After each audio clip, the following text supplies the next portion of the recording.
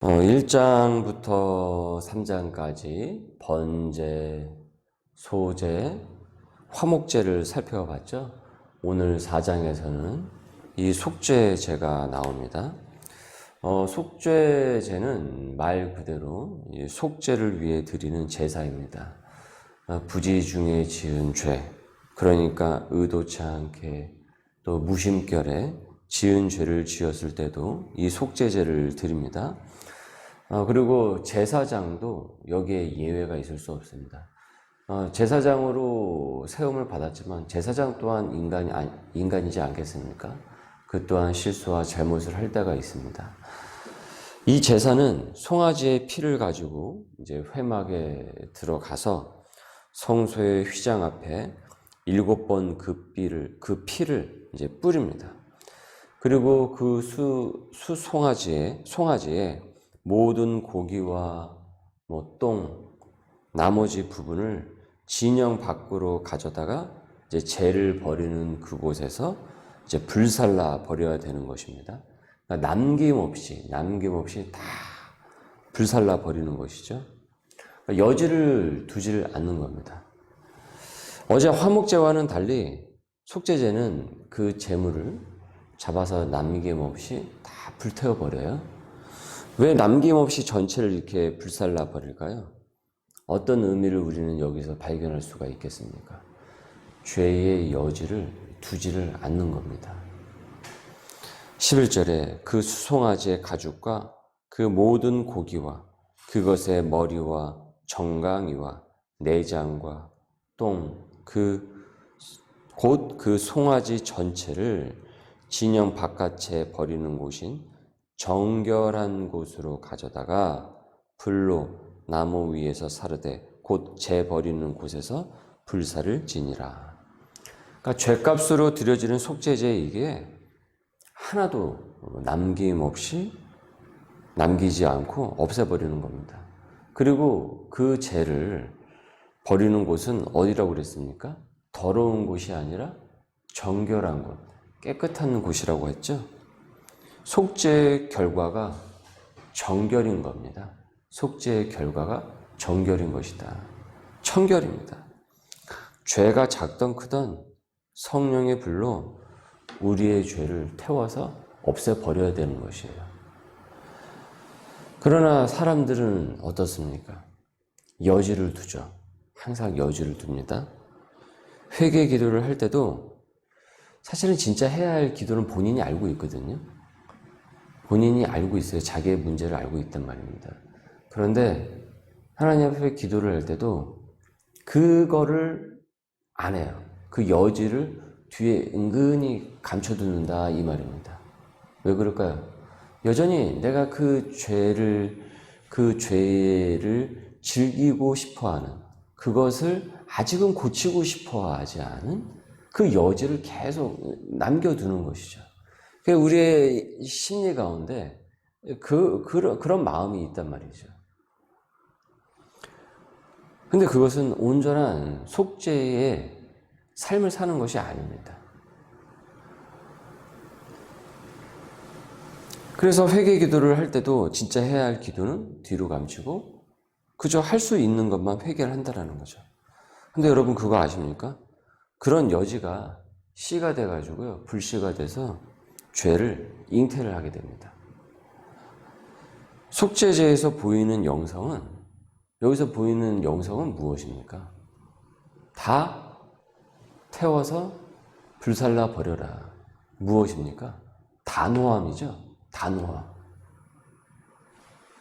단호하게 그 죄를 명명백백 밝히고 다 하나님 앞에서 없애버리라라는 것이죠. 그래서 그 여지를 남겨두지 말라라는 거예요. 괜히 불씨 하나 남겨둬가지고 그냥 불을 일으키듯이, 산불을 일으키듯이 그런 거 남겨두지 말라는 겁니다. 여러분, 이 속죄제의 이 말씀을 보면서 이것쯤은 괜찮지 않나, 이것쯤은 그렇게 생각하면서 사소하게 여기고 여전히 여지를 남기고 있는 불사르지 못한 나의 습관들은 여러분 무엇입니까? 그 여지가 내 영의 가라지처럼 자라서 나와 내 가정에 위협이 된다라는 것을 알고 있습니까? 왜 그 불씨를 남기고 있을까? 우리는 오늘 말씀을 보시면서 이 부분을 여러분 상고를 하시고 한번 곰곰이 하나님 앞에서 무엇을 내가 진짜 없애야 되는지 한번 생각하시길 바랍니다. 이 속죄제에서 하나 더 볼 것이 있는데 번제, 소제, 화목제는 이 제물의 종류에 따라서 구분이 되었죠. 그래서 곡물로 드리기도 하고 이 동물로 드리느냐 등으로 이제 구분이 되지만은 이 속죄제는 제사를 드리는 사람의 그 직분으로 구분이 됩니다. 그러니까 기름 부음을 받은 제사장, 뭐 또 일반 회중, 뭐 평민, 순서로 이제 족장, 평민, 뭐 이렇게 나누게 된다라는 거죠. 그러니까 즉 성소를 맡은 그 역할에 있어서 이제 책임이 부여가 된다라는 거죠. 공동체에 있어서도 어떤 위치에 있는 사람인지를 하나님께서 보시는 것이죠. 그러니까 리더일수록 그 책임이 어떻습니까? 큰 거죠. 많이 맡은 자에게 많은 것을 요구하신다고 했습니다. 하나님께서 나를 공동체의 리더로 부르시고 세우셨다는 것은 그만큼 나를 중요한 사람으로 부르셨음을 의미하지만 또한 그에 따르는 그 책임도 막중하다라는 것입니다. 여러분 가정에서도 그렇습니다. 나를 가장으로 부르신 것이죠. 부모로 부르신 것입니다. 회사, 직장, 우리의 삶의 터전에서도 그렇습니다. 내가 그 자리에 있다라는 것, 그리고 어떤 위치로 하나님께서 올려주셨다라는 것은 그만큼 하나님께서 나에게 영적 직분을 더 많이 맡기셨다라고 우리는 믿어야 되는 거예요. 그저 내가 회사에서 승진을 했다. 내가 높은 자리에 올라갔다. 그래서 내 샐러리가 봉급이 올라갔다.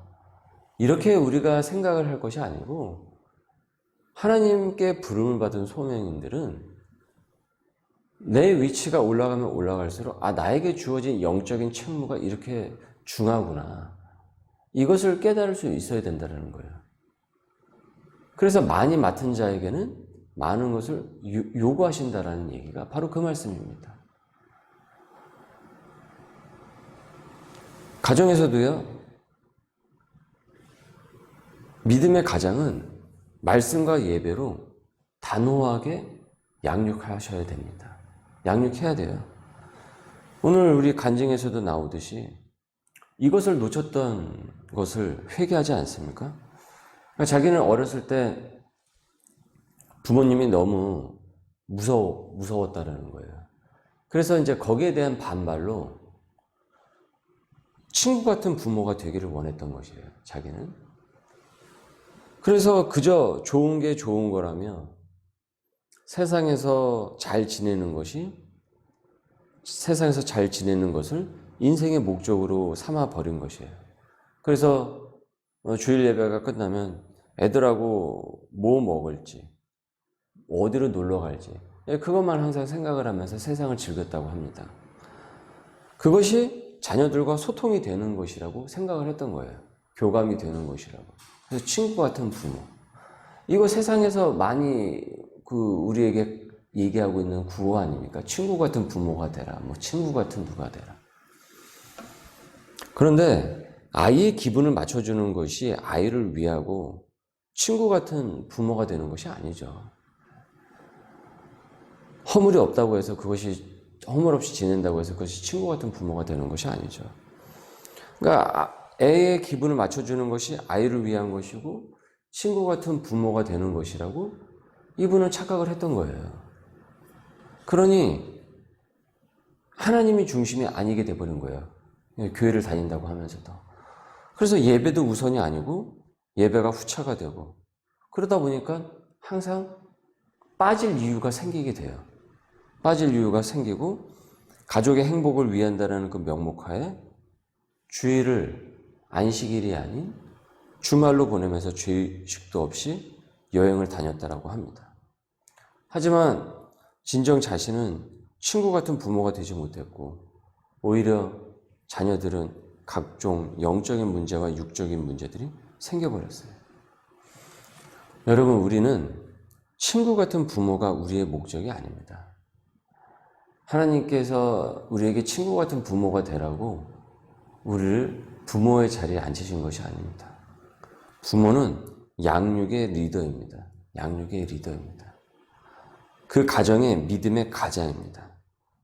즉 영적 직분을 내가 잘 수행해 나가는 것이 진정 부모의 길인 것이지, 그저 세상이 얘기하는 대로 그저 좋은 게 좋은 것이라고 그렇게 가는 것이 부모의 자리를 우리에게 허락하신 하나님의 뜻이 아니라는 것이에요.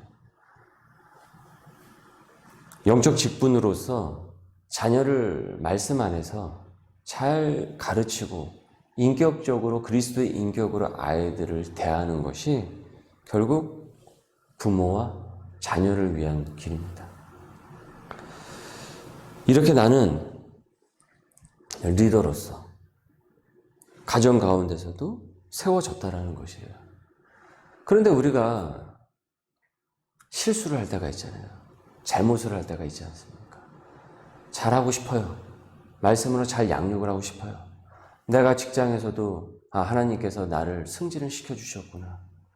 나를 기업의 대표로 삼아주셨구나. 내 생업의 현장이 작았는데 하나님께서 더 많은 사람들을 오게 하셔서 정말 많은 사람을 만나게 하시고 또 직원도 두고 아르바이트생도 두고 이렇게 또 하나님께서 나를 이렇게 인도를 해주시는구나. 그래서 내가 하나님 말씀대로 내가 이것을 잘 읽어 나가야지. 결심을 한다 이거예요. 기도도 하고. 그런데 우리가 어떻습니까? 약할 때가 많이 있잖아요. 실수도 하고 잘못도 하고 그럴 때가 있지 않습니까? 오늘 속죄제가 처음에 무엇이라고 시작을 합니까? 여호와께서 모세에게 이르시되 이스라엘 자손에게 이르라 누구든지 여호와의 계명 중 하나라도 그를 범하였을 때 하지만 기름 부음을 받은 제사장이 범죄하여 백성이 허물이 되었으면 그가 범한 죄로 말미암아 흠없는 수송아지로 속죄의 제물을 삼아 여호와께 드릴지니라 라고 말씀을 하였죠. 우리가 부지 중에 무의식 가운데서도 그와 같은 실수와 잘못들을 우리가 저지를 때가 있단 말이죠. 그런데 이것에 대해서도 말씀을 하는 거예요. 속죄제를 통해서 회개하도록 하신다라는 거죠. 그래서 다시 그것을 살릴 수 있는 그 기회를 우리에게 주시는 것입니다. 이 속건제를 통해서, 이 속죄제를 통해서. 그래서 속죄제는 제사장이 부지 중에 실수와 잘못을 저질렀을 때 오히려 그를 살리고 그에게 맡겨진 공동체 등을 살리는 또 하나님의 긍휼이 되는 것입니다. 그러니까 우리의 목적을 잘 두는 것이 중요한 것이에요. 내게 주어진 그 직분은 그냥 그 직분이 아니라 하나님께서 나에게 맡기신 영적 직분이라는 이것을 우리는 깨달아야 되는 것입니다. 그래야 우리는 그 직분을 올바로 수행할 수 있고 하나님 뜻 가운데서 내가 하려고 하지만 때로는 우리의 유약함과 연약함으로 실수와 잘못을 저질렀다고 할지라도 우리는 하나님께서 우리에게 허락하신 이 애프터 서비스와 같은 이와 같은 이 속죄제를 통해서 다시금 회복을 하고 공동체를 살리는 길로 나아가게 된다는 것이죠. 그래서 회개는 결국은 나를 살리는 것이다. 나를 살리는 것이다. 여러분, 가정에서 생업의 현장에서 내가 맡은 영적인 그 직분은 무엇입니까? 실수와 잘못을 저질렀을 때 나는 말씀으로 죄를 깨달아 회개하고 있습니까? 그래서 다시 영적 직분을 올바로 이행할 순종의 제사를 지내고 있습니까? 오늘도 말씀을 깊이 상고하시고 이 속죄제의 이 예배를 온전히 드림으로써 순종의 제사가 될 수 있는 우리 소명의 백성들 될 수 있기를 주님의 이름으로 소망합니다. 기도합니다. 주님, 오늘도 주어진 영적 직분을 잊지 않아야겠습니다. 이것쯤이야 하는 안 좋은 습관을 주님 버리게 하여 주옵시고 그리스도의 보혈로 씻어주시고 깨끗게 하여 주옵소서. 회개할 여지를 남겨두어 잔재를 남기지 않으며 공동체를 살리는 사람이 되게 하여 주옵소서. 내게 주신 소명의 자리가 생명의 직분임을 잊지 않고 잘 감당케 하여 주옵소서. 특별히 가정의 달 5월을 맞이하여 이 직분을 가정 속에서 구현케 하여 주옵시고 하나님의 뜻 가운데서 인도받는 가정이 될 수 있도록 역사하옵소서. 예수님의 이름으로 기도드립니다. 아멘.